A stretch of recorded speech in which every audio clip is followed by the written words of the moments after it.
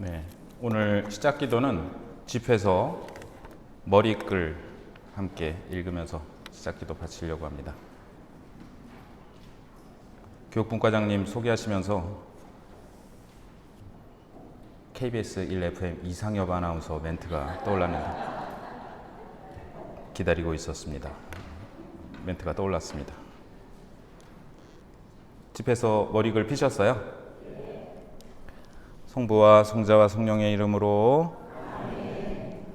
율법과 예언서와 그 뒤를 이은 다른 글들을 통하여 위대한 가르침들이 우리에게 많이 전해졌습니다. 그런즉 이스라엘을 그 교훈과 지혜와 관련하여 칭송하는 것은 마땅합니다. 이 글을 읽는 사람들은 스스로 그것들을 이해할 뿐만 아니라 배우기를 즐기며 말과 글을 통하여 다른 사람들에게도 도움을 줄 수 있어야 합니다. 나의 할아버지 예수께서는 율법과 예언서와 다른 선조들의 글을 읽는 일에 오랫동안 전념하셨습니다. 그리고 이에 관한 충분한 소양을 갖추시고 교훈과 지혜에 대한 글을 몸소 쓰기로 결심하셨습니다. 그것은 배우기를 즐기는 사람들과 이 글에 친숙해진 사람들이 율법에 따른 생활을 하여 더욱 진보하게 하려는 것이었습니다. 그러므로 여러분은 호의를 가지고 이 글을 주의 깊게 읽어주시기를 바랍니다. 그리고 우리가 정성껏 번역하였지만 어떤 표현들은 제대로 옮길 수 없었다고 여겨지니 이를 양해해 주시기 바랍니다. 히브리 말 표현들을 다른 말로는 똑같이 옮길 수 없습니다. 이 글들뿐 아니라 율법서조차도 그리고 예언서와 나머지 글들도 원문과는 적지 않은 차이가 있습니다. 에우에르게스테스 임금 통치 38년에 저는 이집트에 가 얼마 동안 머물면서 적지 않은 교훈이 담긴 이 책의 사본을 발견하고 정성껏 열심히 이 글을 반드시 번역해야겠다고 생각하였습니다. 그래서 저는 그동안 이 책을 완성하여 내놓기까지 잠도 제대로 못 자며 온갖 지식을 다 기울였습니다. 저는 이국 땅에 살면서 배우기를 즐기고 율법에 맞는 생활 습관을 익히고자 하는 이들을 위하여 이 책을 펴냅니다. 성부와 성자와 성령의 이름으로. 저도 이제 돋보기를 쓸 때가 됐네요. 우선 일쪽의 연대표를 보시면 이거는 작년에 많이 보셨던, 특히 이제 마카 배우기 할 때 보셨던 건데 이렇게 조금 너무 자세하게 나와 있긴 합니다만 조금 복습하는 의미에서 보자면 기원전 332년에 알렉산드로스 군대가 팔레스티나를 정복했습니다. 그런데 이 알렉산더 대왕이 죽고 나서 4명의 장군이 분할 통치를 하게 됐는데 이집트에는 프톨레마이오스 왕조가 들어섰고 시리아에는 셀레우코스 왕조가 들어섰습니다. 근데 이 두 왕조가 번갈아 가면서 그 팔레스티나 땅을 통치하게 되는데 처음에는 프톨레마이오스 왕조가 통치를 했고 그때는 사실은 좀 큰 어려움이 없었던 것 같아요. 근데 셀레우코스 왕조가 통치를 하면서 문제가 좀 시작됐습니다. 그리고 대사제가 시몬 2세라는 사람이 대사제인 기간이 기원전 219년에서 196년까지인데 이 집회서에 보면은 이 시몬 2세를 칭송하는 그 구절이 50장 1절에서 21절에 나옵니다. 그래서 아마 이 이후에 쓰여졌을 것이다. 그래서 벤 시라가 집회서를 히브리어로 쓴 게 기원전 180년경이었을 것이다 라고 추측을 합니다. 왜 이렇게 추측하냐면은 167년에 기원전 167년에 작년에 그 A4E 기억나시나 모르겠어요. 안티오코스 4세 에피파네스, 제가 또라이라 그랬죠.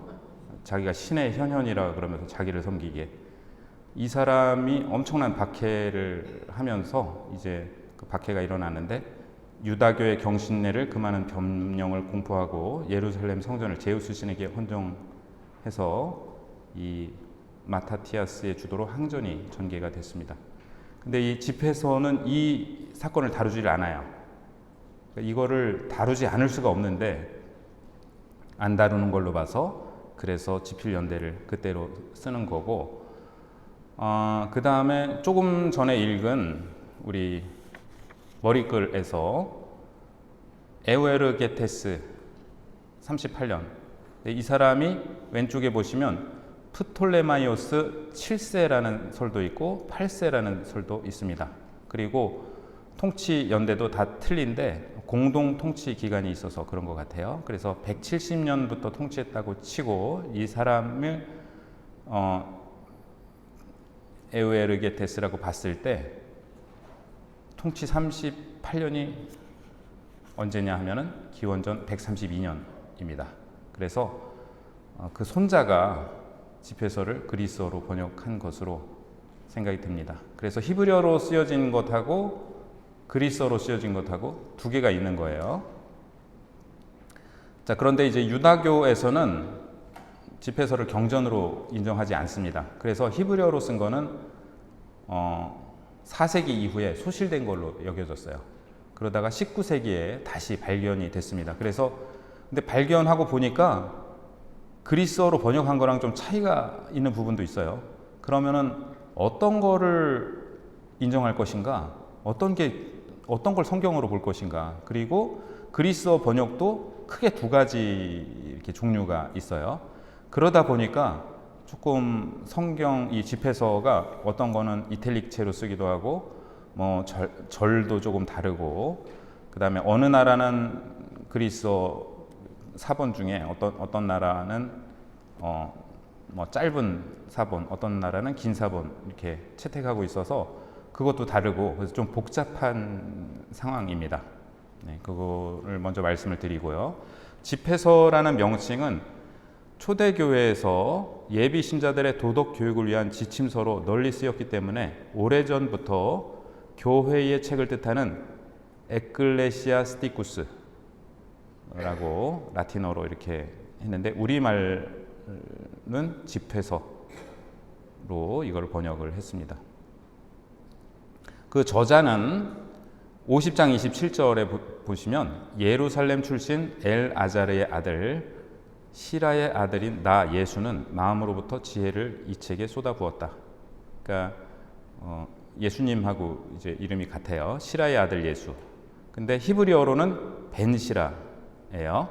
벤이 아들이라는 뜻입니다. 그래서 각주 3번에 보시면 포도원 소작인의 비유를 보시면 주인은 마침내 내 아들이야 존중해 주겠지 하며 그들에게 아들을 보냈다. 근데 이제 그 아들을 죽였죠. 소작인들이. 너희는 성경에서 이 말씀을 읽어본 적이 없느냐? 집 짓는 이들이 내버린 돌, 그 돌이 모퉁이의 머릿돌이 되었네. 이건 시편 118편을 예수님 인용하시는데, 근데 이 돌은 에벤이고 아들은 벤이에요. 그러니까 여기에서 일종의 언어 유희가 발생하고 있습니다. 그래서 우리말로는 그런 것이 드러나지가 않지만 히브리어로는 이렇게 비슷한 말이 반복이 되고 있습니다. 다시 본문으로 가보시면 한편 나의 할아버지 예수께서는 좀 전에 읽은 부분이죠. 율법과 예언서와 다른 선조들의 글을 읽는 일에 오랫동안 전념하셨습니다. 여기로 미루어 보아서 벤시라의 손자가 히브리어를 그리스어로 번역한 것으로 보입니다. 그래서 이 족보를 간단하게 보시면 예수 엘아자르라는 사람이 있고 그 아들은 시라고 그 아들이 벤시라, 이분이 저자예요. 히브리어로 쓴 사람. 그 다음에 이분의 손자가 그리스어로 번역한 사람입니다. 그리고 이 머리글에서는 장절이 붙어 있지가 않은 게, 우리도 뭐 책 보면은 옴기니의 말 이런 게 나와 있을 때 본문에서 제외를 하는 것처럼 그런 식으로 이렇게 제외가 되어 있고요. 배경에 대해서 말씀드리겠습니다. 이 강의록을 하면서 요 각주에 보시면 앙드레 빌레브라는 분의 책을 좀 많이 인용했는데요. 사실은 이 집회서가 이렇게 조금 영어로 된 거 중에 전문적으로 집회서만 다룬 그런 조금 최신의 주석서는 없었는데, 또 우리가 거룩한 독서를 하는 걸 알고 이 빌레브라는 분이 작년에 책을 내셨어요. 작년에 나온 따끈따끈한 책인데, 제가 이분의 양력을 좀 읽어보니까 너무 재밌어서, 그러니까 92년도에 캐나다 사람인데 경영학 학사를 하고 재즈 색소폰으로 오스트리아에서 석사를 하고, 그 다음 신학 석사를 하고 종교학 박사 한 다음에 이스라엘에서 또 신학사를 하고 성서학 석사를 2019년에 했더라고요. 31년 동안 대학교에서 공부를 했더라고요. 그래서 야, 근데 너무 다양해가지고 재즈 색소폰으로 이렇게 석사를 하면서 봉사활동을 하면서 원래 냉담하다가 이렇게 다시 이렇게 주님의 복음을 받아들이고, 그다음 원래 이제 가톨릭으로 나중에 또 원래 가톨릭 신자였나? 어쨌든 조금 그런 이력 때문인지 굉장히 이렇게 책 내용이 뭐랄까요? 이렇게 좀 풍성하달까요? 좀 그런 느낌이 들었습니다. 이 배경을 보시면 아까 말씀드린 프톨레마이오스 왕조가 팔레스티나를 지배하던 시기에는 비교적 평화를 누렸습니다. 그러나 뒤를 이은 셀레우코스 왕조는 그리스 문화와 풍습을 강요하는 적극적인 헬레나화 정책을 펼쳤습니다. 많은 유다인들이 그리스식 삶의 방식을 받아들였지만 벤시라를 포함한 다른 이들은 이를 유다교 신앙과 문화에 대한 위협으로 인식하고 저항하기 시작했습니다. 아직은 안티오쿠스 4세 에피파네스가 등장하기 전인데도 이미 셀레우코스 왕조가 헬레니즘 문화를 강요를 했다는 거죠. 헬레니즘은 다양한 문화의 혼합, 종교적 혼합주의, 종족과 종교의 경계를 없애려는 범세계주의, 자연의 힘을 찬양하고 인간을 숭배하는 특성들 때문에 그 자체가 유다교의 실존에 커다란 위협이 될 수밖에 없었습니다. 어떤 면에서 집회서는 기원전 2세기 초 헬레니즘의 도전에 맞선 유다교의 변증이라 할 수 있습니다. 저자는 그리스 철학이 아니라 율법에 참된 지혜가 있다는 점을 강조함으로써 헬레니즘의 영향력에 맞서고자 합니다. 그래서 우리가 이렇게 생각해 보면 바빌론 유배 갔을 때 거기에서 사람들이 신앙이 많이 흔들렸죠. 하느님이 이 바빌론이 섬기는 신들보다 약하신가 하고서 그 우상 숭배 유혹에 빠졌을 때 이 바빌론이 섬기는 신들이 다 하느님께서 창조하신 피조물들이다 라고 얘기를 하는 게 창세기 1장이라고 말씀드렸죠. 그래서 해, 달, 별 다 하느님이 창조하신 거다. 그리고 그 유배를 통해서 한번 이렇게 이스라엘의 신앙이 정화되고 성숙했는데, 그 다음에 이 또 엄청난 이 위기를 맞이하면서 특히 그 안티오쿠스 4세 에피파네스의 박해 때 많은 그 순교자들이 나왔기 때문에 그때 부활에 대한 그 내세에 대한 그런 신앙이 또 굉장히 많이 이렇게 체계화되기 시작합니다.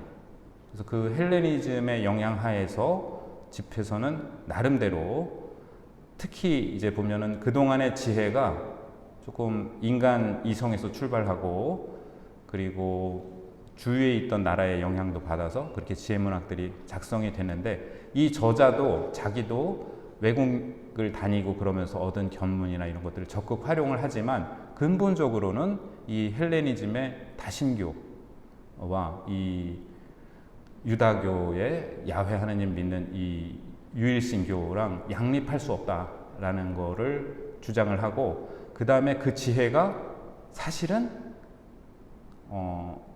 이스라엘에게 주신 하나님의 지혜가 원래부터 있었다. 그거를 주장하고 있는 것입니다. 그래서 신학적 주제를 보시면 첫 번째로 지혜인데요. 히브리어, 호크마, 그리스어, 소피아 모두 지혜가 여성 명사라는 점을 고려하여 다른 책들에서와 마찬가지로 지혜는 여성으로 의인화됩니다. 지혜의 기원, 지혜는 하느님에게서 비롯됩니다. 지혜는 창조 때 그분의 입에서 나온 말씀입니다. 지혜는 시작이 있지만 결코 존재하기를 그치지 않을 것입니다. 두 번째, 창조와 역사 안에서 지혜의 역할. 하느님께서는 지혜를 통해 그리고 지혜 안에서 우주를 창조하셨습니다. 또한 지혜는 모든 그분의 작품 위에 부어져, 모든 피조물을 의미하죠. 부어져 세상이 유지되도록 하며 인간 역사, 특히 유다인의 역사를 선하고 참된 것을 향해 끊임없이 이끌어줍니다. 세 번째, 지혜의 본성. 지혜는 결코 순수한 지적 지식과 동일시되지 않습니다. 지혜를 얻기 위해서는 공부가 필요하지만 지혜는 사변적이기보다 관계적이고 실천적인 측면에서 묘사됩니다. 지혜는 아내이자 어머니로 의인화되며 사람들은 지혜와 사랑의 관계를 맺도록 초대됩니다. 그러나 이것은 감상적이거나 낭만적인 관계가 아니라 자신을 따르는 이들을 엄격하게 단련하고 훈육하여 진실하고 의로운 삶을 살도록 이끄는 엄한 사랑입니다. 네 번째, 지혜의 습득. 지혜는 하느님께서 주시는 선물입니다. 하느님은 당신을 사랑하는 이들에게 지혜를 아낌없이 베푸십니다. 그러나 인간 역시 지혜를 얻기 위해 자신의 몫을 다해야 합니다. 그것은 주님을 경외하는 것입니다. 이 주님을 경외하는 것이 지혜의 근본이라는 말씀은 잠언을 비롯해서 여러 지혜문학에 계속 등장하고 있죠. 집에서는 이 주님을 경외하는 것을 지혜의 시작, 충만, 화관, 뿌리라고 부릅니다. 이러한 태도는 구체적인 행동으로 이어져야 하는데요. 주님을 경외하는 이는 헌신적인 태도로 지혜를 탐구해야 하며 지혜의 훈련에 순종하려는 의지와 겸손함을 가져야 합니다. 이는 곧 율법을 연구하고 하느님의 계명을 지키는 일입니다. 다섯 번째, 지혜가 추구하는 보상. 지혜를 추구하는 과정은 힘들지만 마지막에는 그 노력이 충분한 보상을 받는 것으로 드러납니다. 지혜는 자신을 찾는 이들에게 풍성한 지식과 기쁨, 거룩한 생명과 축복, 안식, 기쁨, 든든한 보호, 영광스러운 옷, 기쁨의 화관을 선물합니다. 그러나 지혜에 가까이 가기를 거부하는 영혼들은 줄곧 목마름의 상태에 머뭅니다. 네, 두 번째 신학적 주제는 율법과 계명인데요. 집에서는 지혜를 지극히 높으신 하느님의 계약의 글, 곧 모세가 우리에게 제정해준 율법과 동일시합니다. 집에서는 잠언, 욥기, 코엘렛과 같은 이전의 지혜 문헌보다 지혜와 율법, 즉 토라 사이의 긴밀한 관계를 한층 강조합니다. 여기서 말하는 토라는 법이라기보다 선하고 경건한 삶을 사는 방법에 대한 가르침을 의미합니다. 요즘에 그 오디세이라는 영화가 아주 굉장히 인기가 있는데요. 제가 어제 봤는데 강의 준비 안 하고 오디세이를 어머니랑 봤는데 저는 원래 그 크리스토퍼 놀란 감독 너무 좋아하는데요. 사람 되게 놀라게 그 이름이 놀란 것 같아요.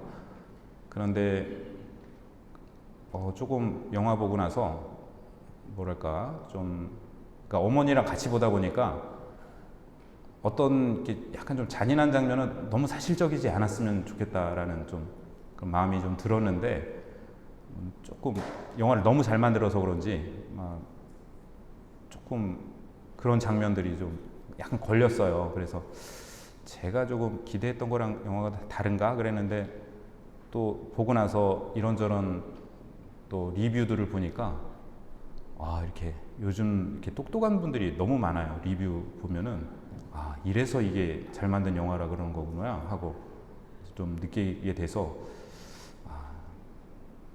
다시 한번 봐야 되나 뭐 이런 생각을 하고 있는데요. 그 리뷰 중에 이런 얘기가 굉장히 와닿았어요. 원래 오디세이가 이렇게 전쟁 끝내고 돌아오는 얘기잖아요. 집으로 돌아오는 얘기인데 굉장히 오래 걸리죠. 그런데 거기 이렇게 오는 길에 그 사이렌이라는 그 인어들의 노래를 들으면 집에 못 간다고, 그래서 자기를 이제 꽁꽁 묶고서 이렇게 다른 사람들은 귀를 막고 이렇게 오디세이는 그 밧줄에 꽁꽁 묶고 그냥 그 노래를 듣는데 그것과 연관해서 어떤 분이 그런 얘기를 하더라고요. 인간이 더 많은 것을 얻지 못해서 불행한 것이 아니라 이미 가진 것의 소중함을 너무 늦게 깨닫기에 불행하다. 그래서 그러니까 그 노래 중에 아마 그런 게 있었던 것 같아요. 그러니까 내가 추구하고 행복하게 해주는 걸 이미 갖고 있다고, 이미 그거를 너무 늦게 깨닫는다는 거죠. 근데 그 말이 굉장히 와닿습니다. 우리가 지금 좀 행복하지 않다면 뭔가 나한테 부족하기 때문이라고 생각하기가 쉬운데, 사실은 이미 갖고 있는데 그게 너무나 소중하다는 거를 너무 늦게 깨닫는 거죠. 예를 들면 잃고 나서 깨닫는다든가. 그래서 그 말이 굉장히 와닿았고, 또 집으로 돌아간다는 게 자기가 떠난 삶의 가치를 발견하는 것이라는 또 해석을 하더라고요. 집과 가족이라는 가장 근원적인 공동체의 가치로 귀결된다. 또 이런 리뷰가 있었습니다. 그러니까 이렇게 자기가 떠났지만 집과 가족이 사실 근본적으로 가장 중요하다라는 얘기죠. 이제 그렇게 보면은 지금 집회서가 하는 얘기가 사실은 그동안의 어떤 지혜를 추구하고, 특히 인간 이성에서 출발해서 지혜를 추구하려고 그렇게 노력하고, 잠언에서 그렇게 노력하고, 욥기와 코엘렛에서 그렇게 큰 도전을 받았잖아요. 그러면서 인간이 지혜를 깨닫는다는 것은 불가능하구나, 이건 하느님의 영역이구나 라고 이렇게 깨닫게 됐는데, 알고 보니까 하느님은 이미 지혜를 주셨다는 거죠. 어디에? 율법 안에, 토라 안에 이미 있었다는 거죠. 그 얘기를 하고 있는 것 같아요. 네. 세 번째, 상선벌악. 그런데 이제 그게 지혜서와의 차이랄까요? 그 다음에 집회서의 한계라면은 아직은 내세에 대한, 그러니까 이 죽음 이후에 대해서는 집회서는 적어도 벤시라는 거기에 대해서는 이렇게 죽음이 끝인 것으로 이렇게 얘기를 합니다. 근데 거기가 이제 집회서의 한계예요. 지혜서와 비교해서도. 잠언과 마찬가지로 집회서 역시 신명기에 잘 표현된 전통적 상선벌악의 신학을 따릅니다. 곧 하느님의 계명에 순종하여 지혜를 따르는 이에게는 축복과 번영이 내리고, 계명을 어겨 지혜를 업신여기는 이에게는 저주와 불행이 따른다는 것입니다. 집회서에는 사후세계에 대한 명확한 개념이 없었습니다. 이 각주 7번 보시면 요거는 이제 제레미 콜리라는 분이 얘기인데요. 내세에 대한 희망은 안티오쿠스 에피파네스 치하의 박해에서 경험한 경건한 유다인들의 죽음에 대한 신학적 반응으로서 벤시라가 죽은 뒤에야 비로소 이스라엘에 널리 퍼졌다라고 이야기를 합니다. 다만 의인은 자신의 좋은 이름과 기억, 그리고 후손들을 통해 살아남는다는 생각 정도만 지니고 있었습니다. 벤시라는 하느님의 응보가 이승의 삶에서 이루어지며 죽음이 최종적인 것이고 저승이 죽은 이들의 종착지라 믿었습니다. 하데스라고 부르는데요. 따라서 사람은 세상에서 주어진 짧은 삶을 최선으로 살아가며 자신의 유산을 세워야 합니다. 다만 뼈들의 부활을 비는 두 번의 기도는 향후 미래의 부활 희망을 암시하는 듯 보입니다. 신학적 주제 네 번째로는 성전 전례인데요. 지혜는 우주 안의 모든 시간과 장소에 보편적으로 현존하지만 역사 속 특정한 안식처를 찾고 예루살렘과 시온산의 성전에 머무릅니다. 그곳에서 하느님 앞에서 봉사하는 이들 가운데 현존합니다. 이처럼 지혜는 유다교 성전의 전례 아래 현존하며 이는 에덴 동산을 상기시킵니다. 24장에 나오는 얘기인데요. 24장에 대해서는 다다음 주에 다시 한번 말씀을 드리겠습니다. 24장과 50장의 여러 구절도 지혜가 대사지혜의 직무 안에 현존한다는 것을 보여줍니다. 다섯 번째는 기도인데요. 지혜를 추구하는 것은 결코 세속적인 일이 아니라 주님을 경외하는 것에 뿌리를 두고 있습니다. 그러므로 지혜의 탐구는 끊임없는 기도에 의해 뒷받침되어야 합니다. 벤시라는 하느님께 자비와 현명한 조언, 치유, 그리고 지혜를 청하라고 권고합니다. 여섯 번째로 사회생활의 가르침인데요. 부모 공경, 겸손과 교만, 관대함과 자선, 부와 가난, 빚과 보증에 대한 얘기도 있어요. 제가 예전에 그 이미륵 씨의 압록강은 흐른다 그 책 되게 아주 재밌게 읽었는데 거기 아버지가 유언으로 두 가지 유언으로 남기시던데 중매 서지 마라, 보증 서지 마라. 오랜 어떤 삶의 경험에서 나온 얘기인 것 같아요.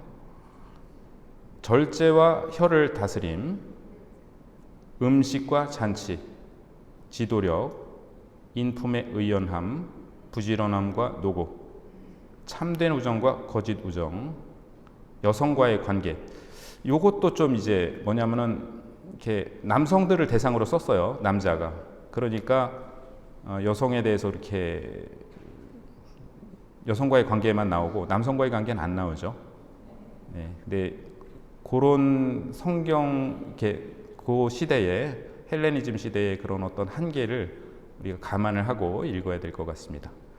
자녀 양육과 훈육, 질병과 건강, 삶과 죽음 등의 또 주제를 다룹니다. 그 다음으로 신약 성경과의 관계인데요. 이거는 신약 성경이 집회서를 이렇게 인용해서 썼다 그런 말씀은 아니에요. 다만 주제가 비슷한 것이 꽤 있다. 신약 성경에 특히 또 예수님 말씀과 비슷한 것도 있어요. 이거를 어떻게 이해할 것인가 보면은 예수님께서 새롭게 창작하신 그러한 비유도 있겠지만 어떤 말씀들은 당대에, 그러니까 이 집에서도 마찬가지죠. 이분이 내가 지혜에 대해서 글 하나 써봐야지 그러고 도서관 가서 그냥 아니면 카페 가갖고 혼자 이렇게 막 친 게 아니잖아요.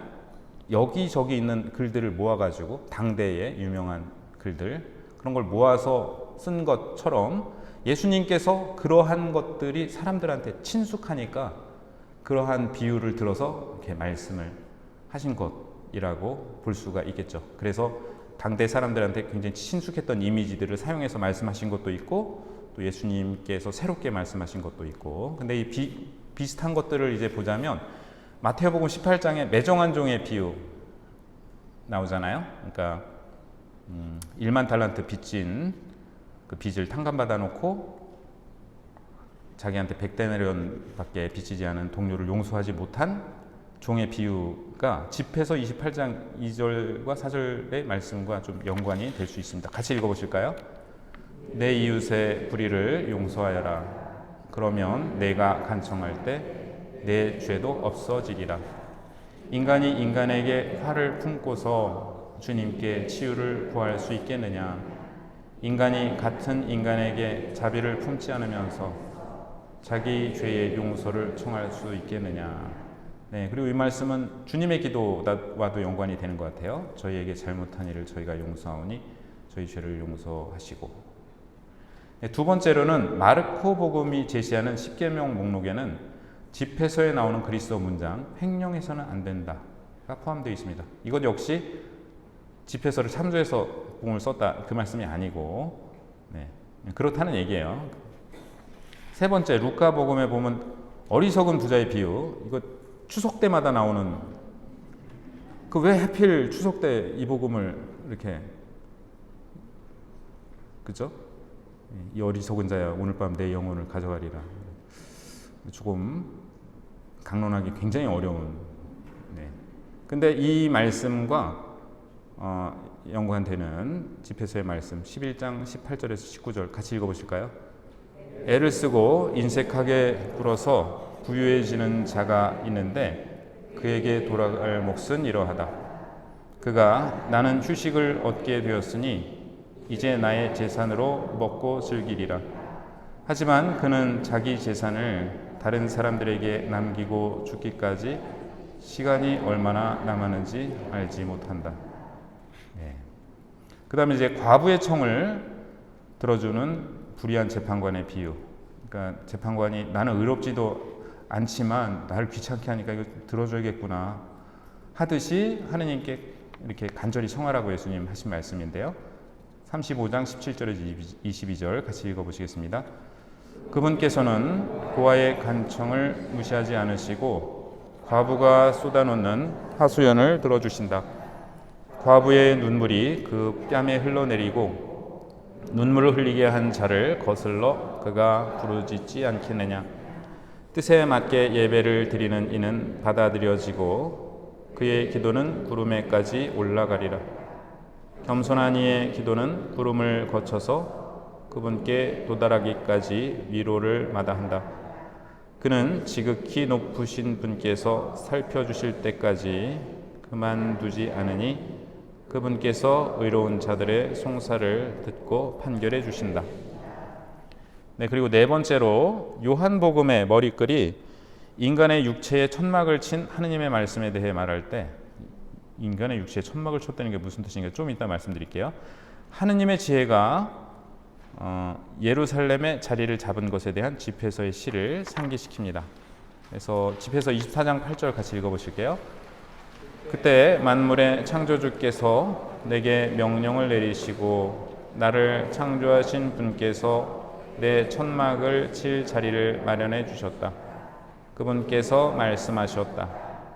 야곱 안에 거처를 정하고 이스라엘 안에서 상속을 받아라. 여기 천막을 친다. 그러니까 지혜가 지금 천막을 친다는 거예요. 근데 요한복음 1장 14절은 말씀이 사람이 되시어 우리 가운데 사셨다. 이렇게 번역이 되어 있는데 직역하면 말씀이 살이 되시어 살, 이 살 이렇게 만져주시는 거 있죠. 많이 만져주시는 거. 말씀이 살이 되시어 우리 가운데 천막을 치셨다. 이게 돼 있거든요. 그래서 집회서에서는 지혜가 천막을 치는 거고 요한복음에서는 말씀이 우리 가운데 천막을 치셨다. 이렇게 나옵니다. 야고보서는 너 자신을 시련에 대비시켜라는 집회서의 가르침과 혀를 조심하라는 경고를 반영합니다. 네, 그 다음에 성경으로서의 집회서. 요것이 아까 빌레브라는 분이 좀 독특하게 쓰신 글인데요. 좀 도움이 될 것 같아서 좀 인용을 해드리겠습니다. 집회서의 가르침 가운데 일부는 오늘날 우리가 받아들이기 어려운 경우가 있습니다.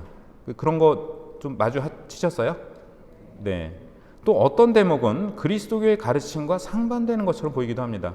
예를 들어서 여성에 대한 얘기, 어린이에 대한 얘기, 뭐 체벌, 뭐 때려라, 뭐 때려 이런 것도 나오죠. 노예에 대한 가르침, 그러면 노예 제도를 인정하는 것인가? 엄밀히 얘기하면은 당시 헬레니즘 시대에 이런 신분 제도에 대해서 또 가부장 제도에 대해서 저자는 인정을 하고 있어요. 신체적 처벌에 대한 가르침, 이러한 구절을 대할 때 다음의 원칙을 염두에 둬야 한다. 그러면서 네 가지 원칙을 제시하는데요. 첫 번째, 벤 시라가 자신의 지혜를 이끌어내는 삶의 경험은 그가 살았던 문화와 시대에 속한 것입니다. 따라서 그의 권고는 모든 문화에 그대로 적용될 수 있는 보편적 방식으로 이해돼서는 안 됩니다.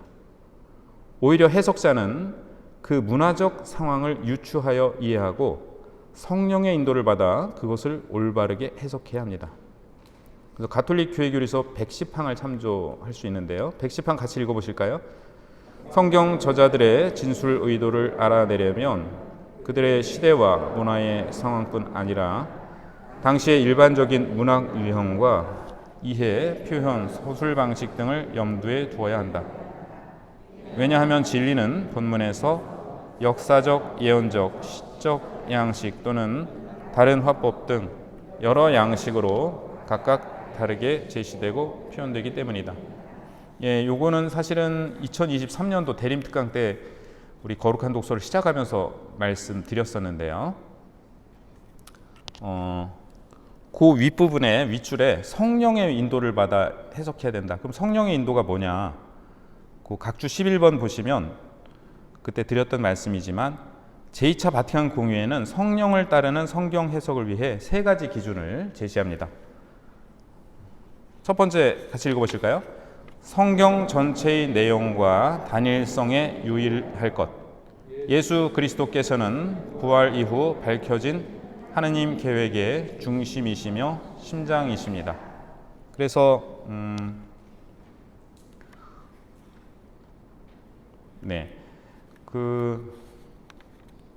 예를 들어서 우리가 성경 어떤 구절을 읽고 나서 이 구절만 보면 이런 뜻인데? 라고 생각하기보다 성경 전체에서 이 내용은 어떤 의미일까? 예수님과는 어떻게 연결될까? 라고 생각을 해야 됩니다. 예를 들면 아브라함이 이삭을 제물로 바치려고 하던 그 장면을 보면은 아니 어떻게 자기 자식을 제물로 바치라고 하나님 말씀을 하시나? 그런데 우리가 나중에 보면 하나님 아버지께서 예수님을 이렇게 우리한테 제물로 내주시잖아요. 그거의 예표다. 물론 그 의미만 있는 것은 아니지만 그런 식으로 예수 그리스도 안에서 완성된 그 빛으로 성경 말씀을 읽을 필요가 있습니다. 예수님의 죽음과 부활을 통해 하느님의 구원 계획이 분명하게 드러났기 때문에 예수 그리스도를 성경 전체를 이해하는 중심으로 보아야 합니다. 두 번째 같이 읽어보실까요? 전체 교회의 살아있는 성전에 따라 성경을 읽을 것. 살아있는 성전은 살아있는 전승, 성전을 의미하는데요. 그래서 성경은 개인의 사사로운 독서물이 아니라 2000년 교회가 함께 읽고 고백해온 책입니다. 성경은 신앙 공동체 안에서 성령의 이끄심으로 쓰였고 보존되었습니다. 성령의 인도로 쓰여졌기 때문에 성령의 인도에 따라서 읽어야 되는데 성령의 인도 두 번째 원칙은 뭐냐? 우리 교회를 이끌어 주시고 교회 안에 전승을 이끌어 주신 그 성령에 따라 읽어야 된다는 얘기입니다. 그러니까 교회의 전통을 존중해야 됩니다. 그 차원이 아니라 교회를 2000년 동안 이끌어 주고 계신 성령께서 그 교회를 통하여 하신 전승들. 그래서 그 흐름들 속에서 파악을 해야 되고 이 전승이라는 건 교회의 교부들의 말씀이랄지 아니면은 성인들의 말씀 또 교도권이 하시는 말씀 오늘날 교황님께서 하시는 말씀도 이 성전 안에 들어갑니다. 그래서 내가 성경 구절을 읽고 새로운 해석을 할 수가 있어. 여태까지 교회가 잘못 해석이었는데 이거 이렇게 해석해야 되는데 새로운 종파가 나오는 거죠. 뭐 그러면 그래서 이것이 교회가 오랫동안 믿어온 핵심적인 신앙과 심각하게 반대가 된다면 그 해석이 나의 해석이 성령의 인도를 따른 것인지 유의해야 됩니다. 성령께서는 이미 그렇게 이 성경을 인도해서 쓰신 성령께서 교회를 인도하고 계시다. 그 두 가지를 동시에 믿어야 되는 거죠. 세 번째 같이 읽어보실까요? 신앙의 유비, 신앙 진리들 서로의 일관성과 계시의 전체 교회 안에 있는 신앙 진리의 일관성에 유의할 것. 신앙의 유비가 뭐냐? 그 괄호 안에 있는 게 신앙의 유비예요. 그래서 이거는 간단히 말씀드리면 하느님께서 계시하신 진리는 서로 모순되지 않고 조화를 이룬다는 겁니다. 예를 들면 바오로 사도께서 로마서 3장 28절에 사람은 율법에 따른 행위와 상관없이 믿음으로 의롭게 된다고 우리는 확신합니다. 야고보서 2장 24절에는 사람은 믿음만으로 의롭게 되는 것이 아니라 실천으로 의롭게 됩니다. 그러니까 바울 사도는 믿음만으로라고 얘기하는 것 같고 야고보서는 실천이 따라야 된다라고 얘기하는 것 같아요. 사실은 이게 개신교와 가톨릭의 차이입니다. 그런데 이게 어떻게 조화를 이루어야 되느냐? 사실 바오로 사도가 말씀하시는 거는 그 실천이 아니라 믿음이다라는 얘기가 아니고 율법의 실천이 아니라 믿음입니다. 그러니까 율법과 그 믿음을 대비하고 있는 거거든요. 그래서 우리 신앙 진리, 전체 신앙 진리는 하느님의 은총이 먼저 주어지고 인간은 회개와 사랑의 실천으로 이에 응답합니다. 그래서 바오로 사도는 구원의 조건으로서의 율법 준수를 부정한 것이지 믿음과 실천을 대비시킨 것이 아닙니다. 또 야고보서 역시 믿는 사람에게 당연히 따라 나오는 실천을 강조한 것이므로 두 가르침은 하나의 신앙 진리 안에서 서로 보완을 이룹니다. 서로 다른 얘기가 반대되는 얘기가 아니라는 거예요. 그리고 또 한 가지 예를 말씀드리면 성모님이 예수님 찾아오셨을 때 자주 강론 때 말씀드렸습니다만 스승님의 어머니와 형제들이 스승님을 뵈려고 밖에 서 계십니다. 그러니까 예수님께서 누가 내 어머니고 누가 내 형제냐? 내 어머니와 내 형제들은 하나님의 말씀을 듣고 실행하는 이 사람들이다. 이거는 그러면 예수님이 성모님을 그냥 이렇게 외면하신 거네요. 이렇게 해석할 수 있겠지만 전체 신앙의 진리 안에서는 예수님 이게 지금 루카복음 8장의 말씀인데 다른 복음에도 나오지만 근데 루카복음 1장에 뭐가 나오냐면 하느님의 말씀을 가장 듣고 실천한 분이 누구세요? 성모님이시잖아요. 그렇기 때문에 그 두 구절을 같이 놓고 보면 답이 명확해지죠. 예수님이 성모님을 냉대하시는 그게 핵심이 아니라는 거예요. 우리 모두 하느님을 아버지로 모시고 있는 한 가족이다. 예수님 오셔서 하신 말씀 그거예요, 사실. 하느님이 너희 아버지고 우리는 다 형제 자매다. 그래서 주님에게도 가르쳐 주셨잖아요. 하늘에 계신 우리 아버지. 우리 다 아버지다. 근데 선생님 어머니랑 형제도 오셨네. 마이 브라더. 그러면 여태까지 말씀드린 거는 그냥 배치되는 거 아니에요. 그래서 예수님 말씀하신 거는 하느님을 아버지로 하는 전체 우리가 한 가족이고 그 가족을 이루는 조건이 뭐냐? 하느님 말씀을 듣고 실행하는 거예요. 근데 성모님은 거기에서 가장 모범적으로 가장 우선적으로 하셨죠. 그러니까 성모님을 배제하시는 말씀이 아니다. 그러니까 그 두 가지를 조화해 보면 어떤 것이 이렇게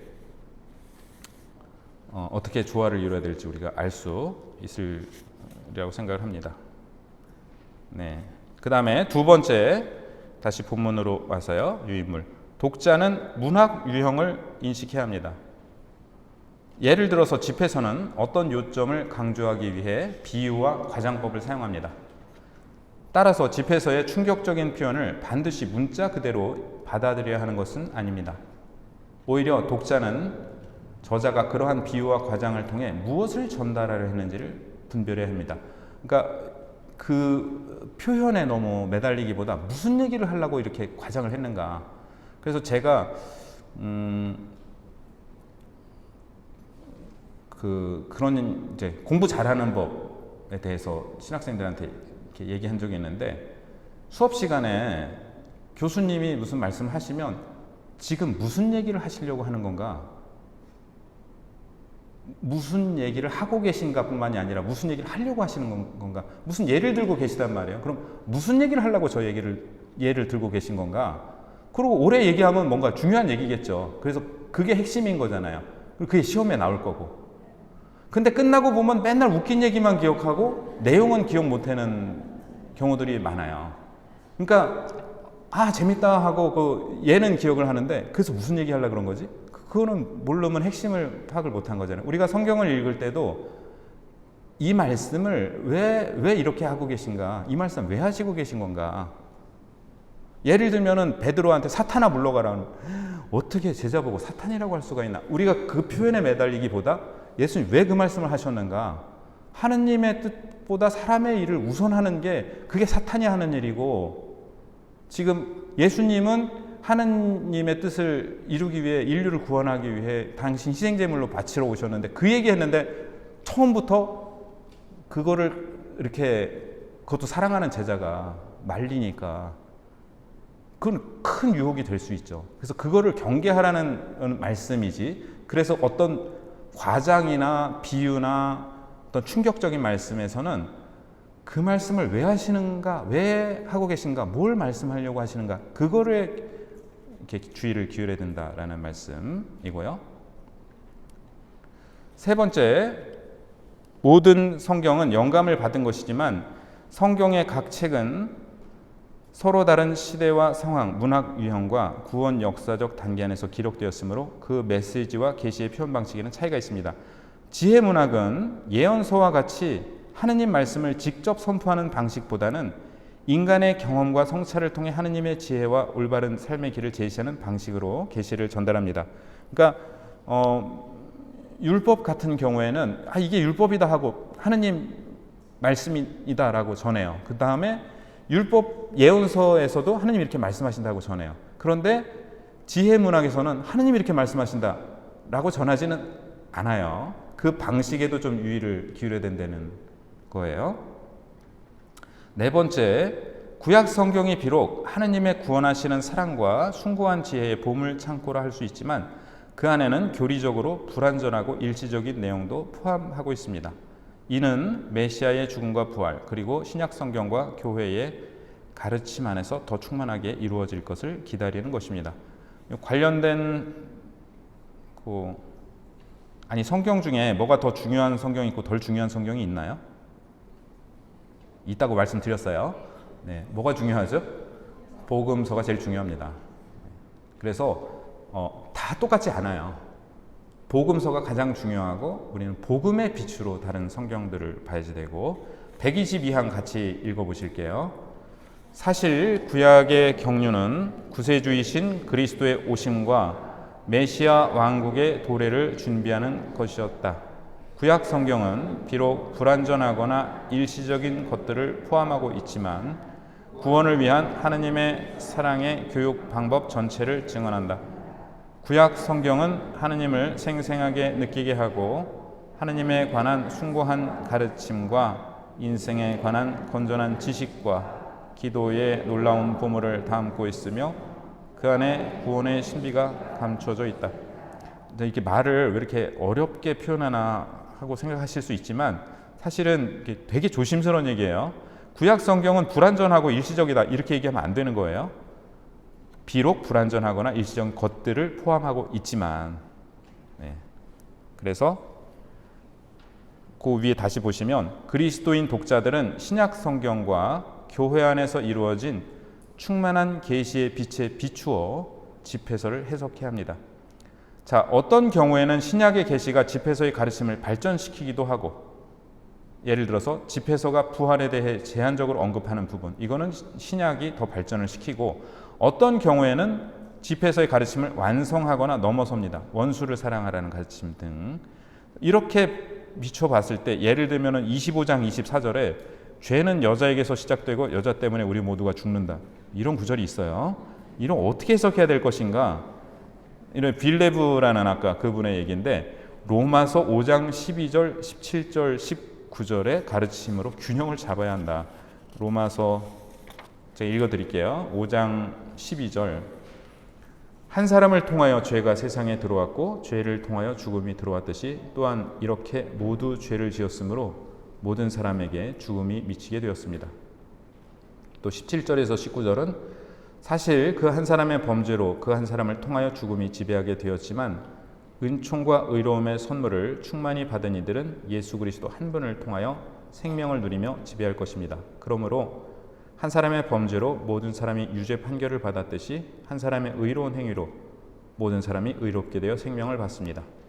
한 사람의 불순종으로 많은 이가 죄인이 되었듯이 한 사람의 순종으로 많은 이가 의로운 사람이 될 것입니다.